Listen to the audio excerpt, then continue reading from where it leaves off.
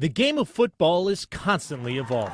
For the last 25 years, Elders Doug Ramsey has patrolled the sidelines of the pit, adjusting and evolving with the latest trends and fads of the game.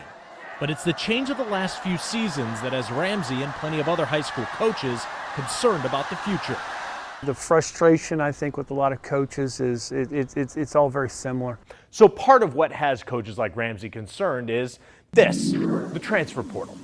I know the portal is actually an online database where student athletes can put their names in to find new opportunities.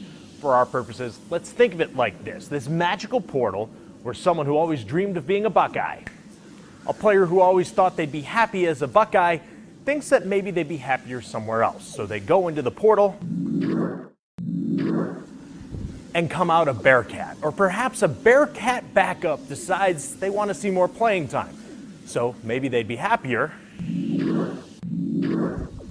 The Mid-American Conference. It's been 4 years since the transfer portal opened, and what we've seen in those 4 years is a monumental change in the world of college sports. When Miami head football coach Chuck Martin took over the Red Hawks program 8 years ago, he, like most football coaches, used the tried and true model: recruit and develop.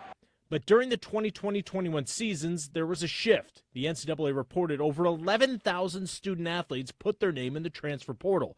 And that abundance of athletes has changed how college coaches like Martin approach recruiting and roster management. Used to build rosters with that 2 to 4 year plan.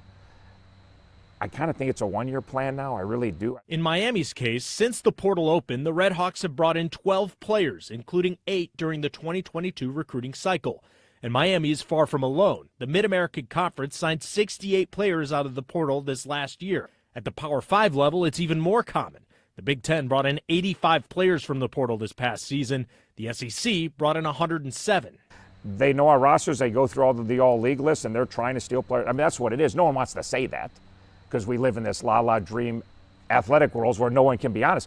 And I'm not here saying it because I'm upset. It's our reality. I know when my guy's good that they're going to reach out to a high school coach and see if he wants to transfer. I'm hoping he likes it here enough that he's not going to transfer. And every time a team brings in a portal player, that's one less scholarship for a high school recruit. The top-rate players are still going to get recruited, but it's those guys that used to be the kids that filled the rosters at Miami and OU and Bowling Green and those places. So the numbers of kids getting actually recruited has dropped pretty considerably the last couple of years. In the 4 years before the portal opened, the Greater Catholic League South sent 84 student athletes to play college football, 34 of those signing Division I letters of intent. The 4 years after the portal opened, that number has dropped almost in half to 48 athletes, while the number of those going D1 was a similar 29.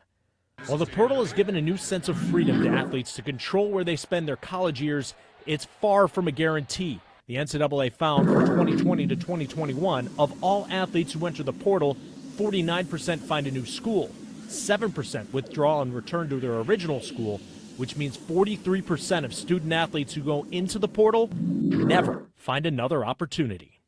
There's kids who are getting bad information from people, and they're leaving a free education to go into the portal. The portal system is far from perfect. The supporters applaud the system for giving players more control over their careers, while the opposition claims it's a form of free agency that's ruining college sports. After 4 years of the portal, coaches, parents, and athletes are all learning on the fly how to navigate this brave new world.